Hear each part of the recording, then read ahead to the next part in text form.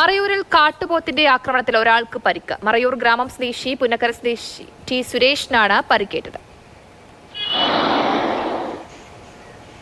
കൂടുതൽ വിവരങ്ങളുമായി ജയൻ എസ് രാജു ചേരുന്നുണ്ട്. ജയൻ, എപ്പോഴാണ് ഈ ആക്രമണം ഉണ്ടായത്? ഇയാളുടെ പരിക്ക് സാരമാണോ?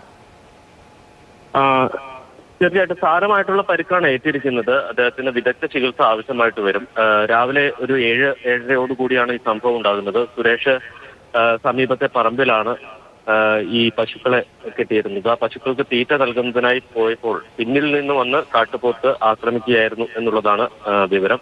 എന്തായാലും തലയ്ക്കും അതോടൊപ്പം തന്നെ കാലുകൾക്കും സാരമായി തന്നെ പരിക്കേറ്റിട്ടുണ്ട്. ആദ്യം മറയൂരിലെ പ്രാഥമിക ആരോഗ്യ കേന്ദ്രത്തിലാണ് ചികിത്സ നൽകിയത്. വിദഗ്ധ ചികിത്സ ആവശ്യം ഉള്ളതുകൊണ്ട് തന്നെ ഉടുമലയിലെ സ്വകാര്യ ആശുപത്രിയിലേക്ക് കൊണ്ടുപോയിരിക്കുകയാണ്.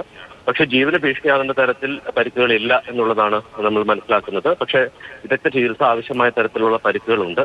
ആ മേഖലയിൽ കാട്ടുപോത്തിന്റെ സാന്നിധ്യം എപ്പോഴുമുള്ള ഒരു മേഖലയാണ്. പ്രത്യേകിച്ച് മറയൂർ സാൻഡൽ ഡിവിഷന്റെ ഭാഗമായിട്ടുള്ള വനമേഖലയോട് ചേർന്ന് കിടക്കുന്ന പ്രദേശമാണ്. പല സമയത്തും ഈ കാട്ടുപോത്തുകൾ അക്രമകാരികളാകാറില്ല. അപൂർവമായിട്ടാണ് ഇത്തരം സംഭവങ്ങൾ ഉണ്ടാകുന്നത്. ശരി ജയൻ.